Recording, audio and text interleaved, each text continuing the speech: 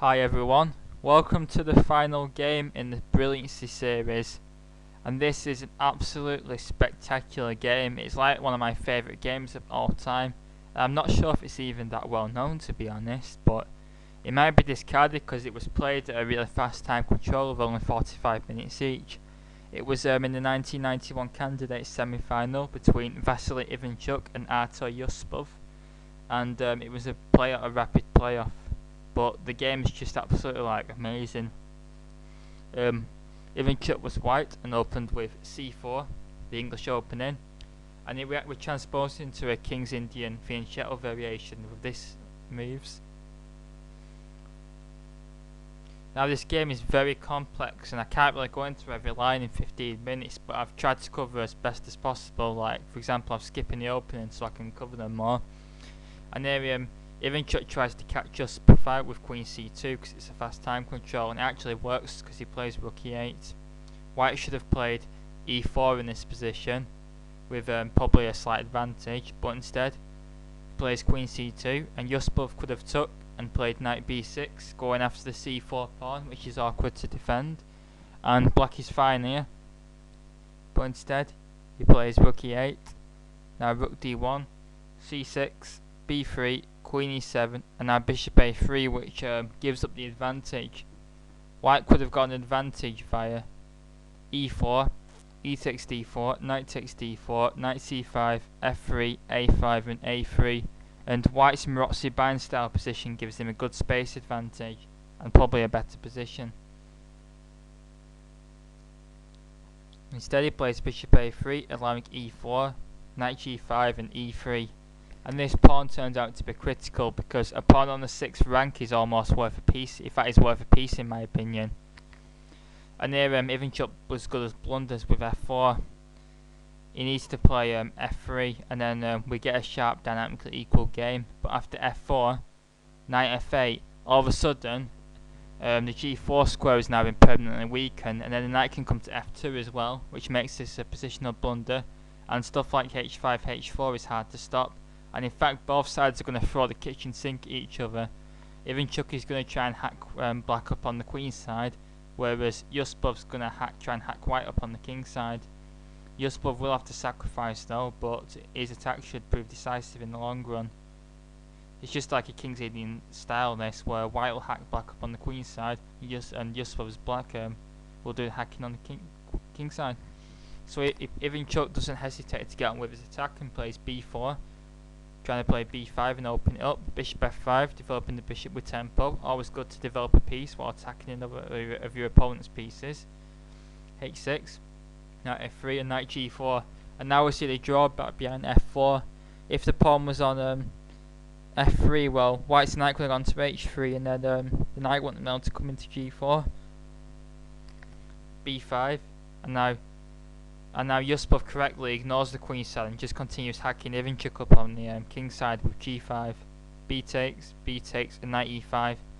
Now the knight is immune because of the pin on the queen, and he's going after the c6 point, and he has to actually let it drop because knight takes e5, f takes e5, and all of a sudden black has no way to continue his attack, and white's queenside attack is going to win the game, so he has to let it drop. Now a blunder here would be to take with the bishop. It looks good forking both black's rooks, but the last thing white should be thinking of is giving up his valuable fianchettoed bishop for a rook, because now f takes g3, bishop takes a8, bishop takes c5, d takes c5, queen h4, and all of a sudden white cannot prevent mate. Another blunder would be g takes f4, bishop takes e5, f takes e5, and after queen h4, again, white's getting mated. On all the lines in this game, you see the pawn on e3 cutting the d2 square off, where white's king is like trapped in a mating net. However, this game is very double-edged.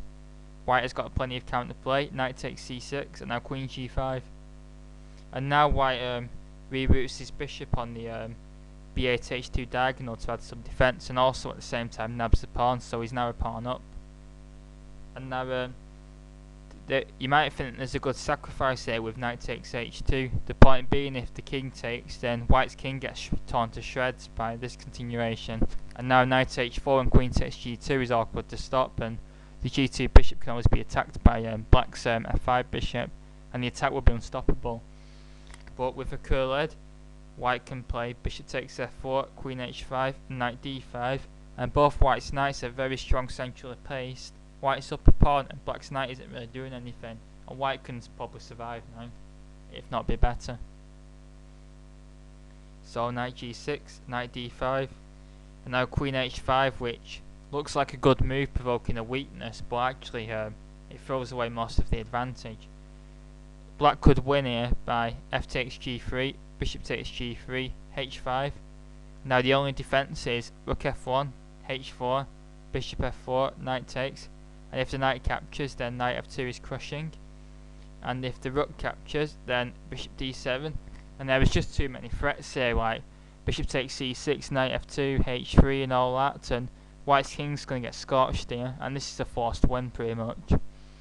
But the fact that Yuspov misses this win is really good, because now the game just explodes into tactical fireworks, with both sides hacking each other up and a good bit of kitchen sink stuff. So queen h5, and Yuspov must have overlooked h4, which looks a horrible weakening move, but the sacrifice in h4 is actually a blunder. If h3, by the way, knight f2 wins because white's rook's on pre and the h3 pawn's attacked 3 times. So h4, and now Yuspov blunders with knight takes h4. He could still keep an advantage with f takes g3, bishop takes g3, knight takes h4, knight f4, queen g5, knight h3 and queen f6, and all those pieces around white's king should prove decisive in the long run. But the game is still very sharp, and white has plenty of counterplay here. The main queen h5 was the main mistake. But now after knight takes h4, g takes h4, queen takes h4, there is actually a forced win for white, and there is, you might notice that the best white can do is eliminate black's f5 bishop with a check on e7.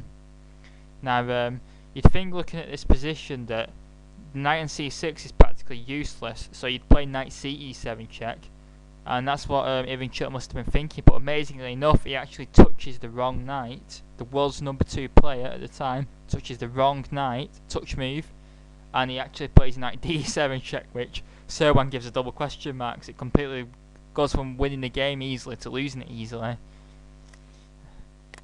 Here's the win, but it's very complex. We need to analyse for a bit here. Knight c e7 check, king h8, knight takes f5, now queen h2 check, king f1 and bishop e5 with the earthquake threat of f3. Now here we firstly thought that white has to play bishop takes e5 check, and after rook takes e5, d takes e5, black can play rook g8, and although white's up most rook, knight and bishop, there is a dire threat of queen h1 check followed by knight h2 and rook g1 mate, because the pawn on e3 cuts d2 off, and white can make a draw by knight g7, and black's best is to take a perpetual with this. But if he's greedy and plays rook takes g7, then after this continuation, white gives his queen up, and now white's got 2 rooks and a bishop against the queen and pawn, and could probably win this. And also has got good counter-attacking opportunities by a farm pawn and f6. But so it seems that white can force a draw now, which Ivanchuk would have been happy about, judging by his previous position. But there is actually a very hard win for white here. The idea is to use the d6 bishop for the defence and to actually take with the pawn. And after if f3, then e takes f3, e2 check, and now if queen takes g2 check, king d3, white's king cannot be attacked, and white is 2 pieces and a pawn up, so black can resign this. Say queen takes f3 check, then just move the king to c2, and black's attack's over, and white's decisive material advantage will win. Or if black tries rook g8, then knight d takes e3 wins, because after pawn takes, white can now play e6, and now the bishop controls the h2 square, so queen h1 check doesn't work because knight h2 will just be taken. Black's queen's attacked, and white is 2 bishops up, and black can resign. So Ivanchuk could actually, amazingly enough, have won this game, which has been lost for most of it, and he lost it because he touched the wrong knight. Amazing. And also in a very important game, because if Yuspov wins this, then he's 1 point up with 1 game left, and he'll have the white pieces. I'm not sure what actually happened, by the way. Might have to look it up. Knight d7. In fact, someone in the comments box, please can you tell me if Yuspov won the other game or drew it to get through.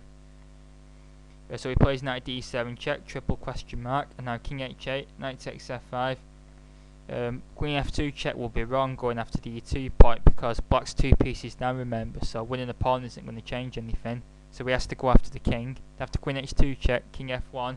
He now plays a great move, and if you want to try and spot it, please stop the video now.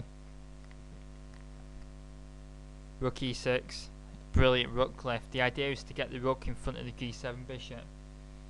If white tries knight ce7 to stop a black rook coming to the g line, then it can come there anyway, and if it's taken, then rook g6, and white can't stop queen h1 check followed by knight h2 and rook g1 mate.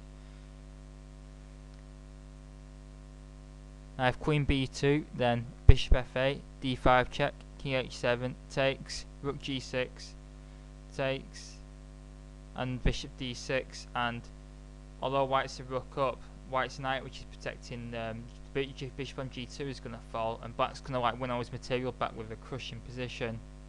So this is lost, but it's probably better than the game, because now after queen b7 plays another great move. He just leaves the rook on pre with rook g6, but after queen takes a8 check, king h7, now there is practically no way to stop queen h1 followed by knight h2 and rook g1 mate, all out by this tiger on e3. If bishop takes f4, then takes. If king g1, then check, and then you just do that combination. And if the bishop blocks, then we just do it without sacrificing the queen. I can't emphasize how important this pawn on e3 is. So amazingly enough, Ivanchuk has to give up his queen for absolutely nothing with queen g8 check, and at least he wins the rook though. After knight takes g7, now white's got so much material for the queen, it looks like he's winning, but there is a forced win here, and if you want to try and spot it, please stop the video now. Knight f2, threatening knight h3 and queen g1 mate, and if the knight's taken on h3, then queen f2 is mate. Again the pawn on e3. Bishop takes f4, white has to give up a bishop. Queen takes f4, knight e6, queen h2. Now rook db1, pulling the rook out of capture, knight h3, and now the only way to stop it was rook b7 check, and now white has to toss his rook away as well. And now he tries taking an h3, but Yuspov forces resignation with queen g3, and there is no way to stop queen f2 mate. And this is just an absolutely brilliant game where he sacks like so many pieces, and then white has to like give them all back, and then still gets mated. It's what a brilliant game.